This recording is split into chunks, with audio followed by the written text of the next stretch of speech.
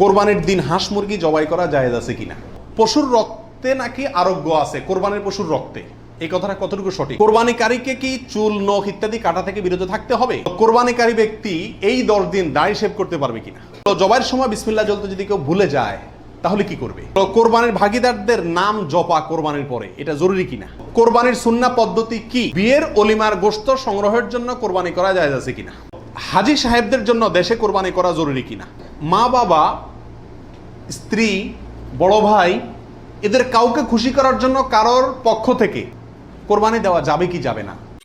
পশুর রক্তে নাকি আরোগ্য আছে কোরবানির পশুর রক্তে, এই কথাটা কতটুকু সঠিক? কোন কোন এলাকাতে আমি নিজের চোখে বহুবার দেখার দুর্ভাগ্য হয়েছি, অনেকে দেখা যায় কোরবানির পশু জবাই করার সময় রক্তগুলা একটা বাড়িতে করে নিয়ে যায় গরম গরম, এরপরে নিয়ে পোলা পানিরে খাওয়ায়। এটা খাওয়াইলে বলে অনেক রোগ বালাই ভালো হয়। বুঝাচ্ছে কথা? এটা সম্পূর্ণ কুসংস্কার। কোরবানির পশুতে কোনো আরোগ্য নাই, এটা ভুল ধারণা, এটা থেকে বেঁচে থাকা উচিত। কোরবানিকারীকে কি চুল, নখ ইত্যাদি কাটা থেকে বিরত থাকতে হবে? উত্তর হলো হ্যাঁ। নবী রাসূলুল্লাহ সাল্লাল্লাহু আলাইহি ওয়াসাল্লাম বলেছেন, মান আরাদা আন ইউদাহিয়া, যে ব্যক্তি কোরবানি করার ইচ্ছা রাখে, পোষণ করে, ফালা ইয়াখুয মিন শা'রিহি ওয়া আযফারিহি শাইআ, সেই জন্য তার নখ, চুল ইত্যাদি কোনো কিছুতে হাত না দেয়। কোরবানির ঈদের 10 দিন আগে, চাঁদ যেদিন উঠবে ওই দিন থেকে নিয়ে ঈদের দিন পর্যন্ত এগুলো করা যাবে না। কি করা যাবে না? চুল, নখ ইত্যাদি কাটা যাবে না, কাটবে না কোরবানিকারী ব্যক্তি। কোরবানি দেওয়ার পরে চুল, নখ ইত্যাদি কাটবে, এটা খেয়াল রাখা উচিত। কোরবানিকারী ব্যক্তি এই 10 দিন দাড়ি শেভ করতে পারবে কিনা? জটিল একটা প্রশ্ন। কোরবানি করবেন, বাকাওয়াতি করবেন, খুব ভালো কথা, জায়গায় এসে ধরা গেছেন, দাড়ি শেভ করতে পারবেন কিনা? উত্তর হলো না। দাড়ি তো কোরবানি করলেও শেভ করা যাবে না, না করলেও শেভ করা যাবে, এটা তো সর্বাবস্থায় চাঁচা হারাম। সেক্ষেত্রে কোরবানির এই সিজনগুলোতে এসে গুরুত্বটা আরো বাড়ে। একে তো এমনি হারাম, আবার কোরবানি করছেন সেজন্য নবী সাল্লাল্লাহু আলাইহি ওয়াসাল্লাম বলছেন আপনি যেন না ধরেন, এগুলোতে হাত না দেন। তাহলে কোরবানি করার যদি ইচ্ছা থাকে, আল্লাহকে সন্তুষ্ট করতে আসলেই মনে চান, তাহলে এই 10 দিন দাঁড়িয়ে কি করতে পারবেন না? শেভ দিতে পারবেন না। খোঁচা খোঁচা দাঁড়ি নিয়ে কি করতে হবে? মসজিদে যেতে হবে। কোরবানি দেওয়া শেষ, এবার কি করতে পারবেন? দাঁড়ি শেভ করতে পারবেন না, তাও যাবে না। আল্লাহ আমাদের বোঝার তৌফিক দান করুন। কোরবানির ভাগীদারদের নাম জপা কোরবানির পরে এটা জরুরি কিনা?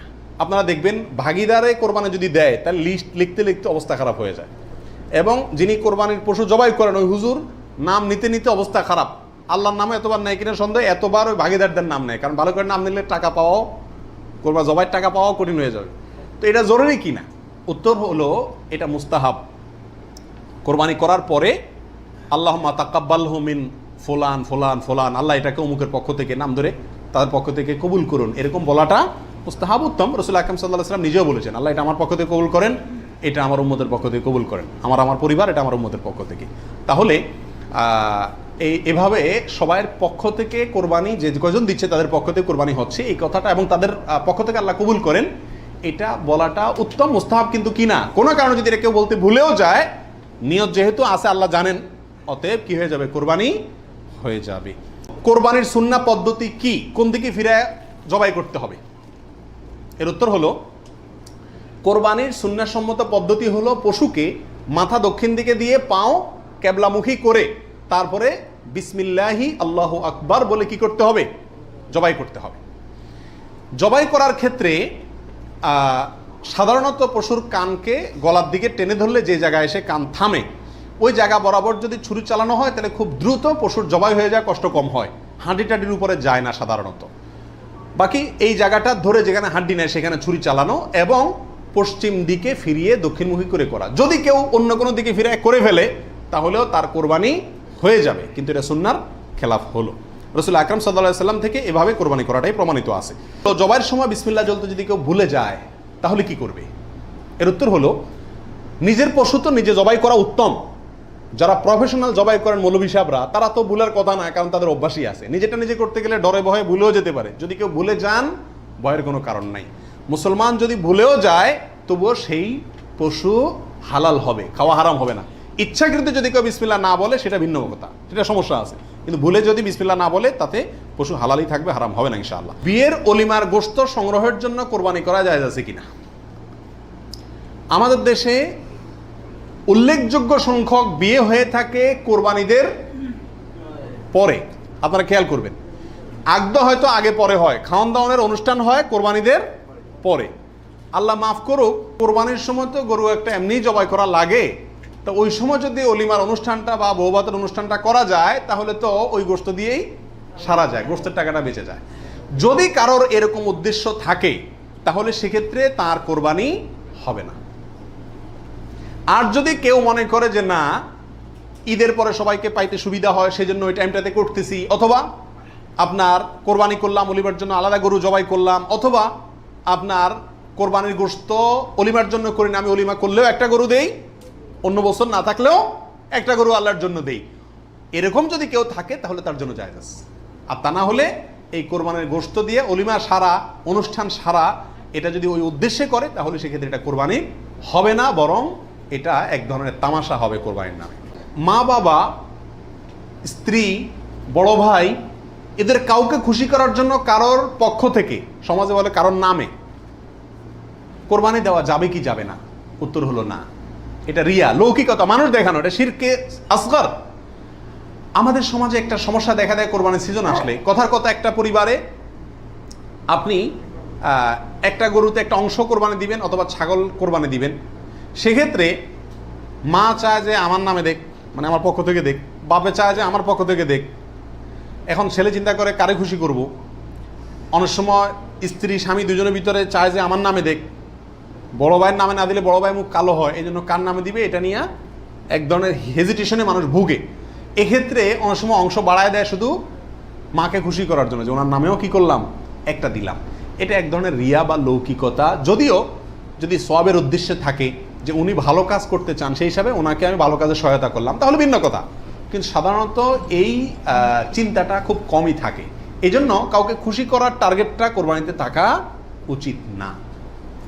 আর মা বাবা বা অন্যদেরও মনে রাখা উচিত, যার সামর্থ্য আছে সে দিবে, যে মূল কর্তা সে দিবে। এক্ষেত্রে আমার নামে দিল না, অমুকের নামে দিল না, অমুকের পক্ষ থেকে দিল না, এই জন্য মন খারাপ করা তাদেরও উচিত না, এটা বোকামি। হাজি সাহেবদের জন্য দেশে কোরবানি করা জরুরি কিনা? যারা হজ করতে আসছেন তারা দেশে তাদের পক্ষ থেকে কোরবানি দিতে হবে কিনা? উত্তর হলো না। হাজি সাহেবরা যারা আসছেন তারা হজ করতে এসে হজের পরে তারা দমের শকর দিচ্ছেন, শুকরিয়া স্বরূপ যে দম দিচ্ছেন, যেটাকে আমরা কোরবানি বলি, এখানে দিচ্ছেন, তাদের জন্য দেশে তাদের পক্ষ থেকে আর কোরবানি দেওয়া কিনা জরুরি না। তাছাড়া তারা মুসাফির অবস্থায় মুসাফির ব্যক্তির জন্য কি দিতে হয় না? কোরবানি দিতে হয় না। কোরবানির দিন হাঁস মুরগি জবাই করা জায়েজ আছে কিনা?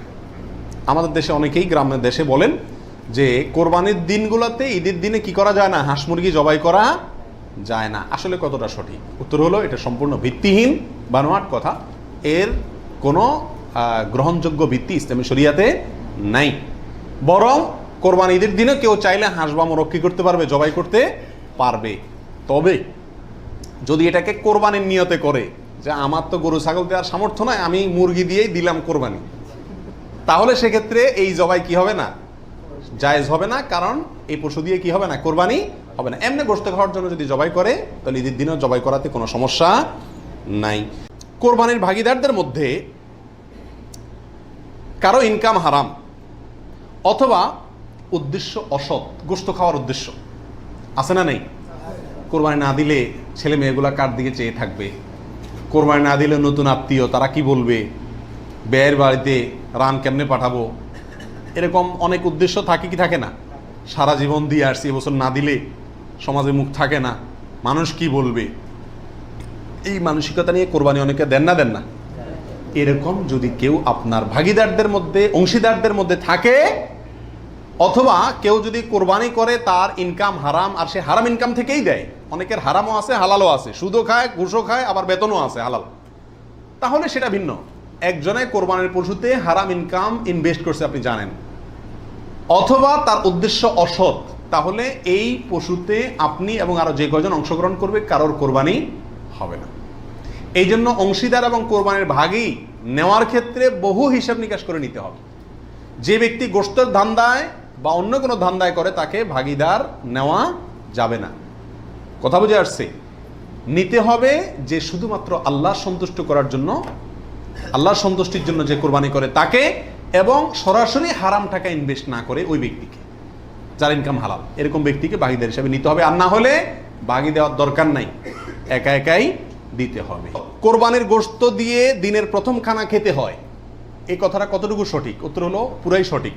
রাসূল আকরাম সাল্লাল্লাহু আলাইহি সাল্লাম থেকে বর্ণিত হয়েছে যে তিনি ঈদুল আজহাতে ঈদুল ফিতরের ব্যতিক্রম করতেন। ঈদুল ফিতরে কিছু একটা মিষ্টি খেয়ে খেজুর টেজুর খেয়ে তারপর ঈদগাহে যেতেন, আর ঈদুল আজহাতে সারাদিন কিছু খেতেন না, কোরবানির পশুর গোশত দিয়ে প্রথম খানা খেতেন দিনের। অতএব আপনি গরু দেন, ছাগল দেন, যেটা দিয়ে কোরবানি করেন, দিনের প্রথম খানা কি দিয়ে হওয়া উত্তম? ওই গোশত দিয়ে হওয়া উচিত। গোশতটা তো আল্লাহকে দিয়ে দিয়েছেন, আল্লাহর নামে জবাই করছেন, আল্লাহ আপনাকে হাদিয়া দিয়েছেন। এই জন্য আল্লাহর হাদিয়ার আগে একটু পেটটা খালি রাখেন, আকর্ষণ করে খান, তাহলে ইনশাআল্লাহ সেটা আপনার জন্য, আপনার আল্লাহর হাদিয়াকে আপনি মূল্যায়ন করলেন সেটা প্রমাণ হবে।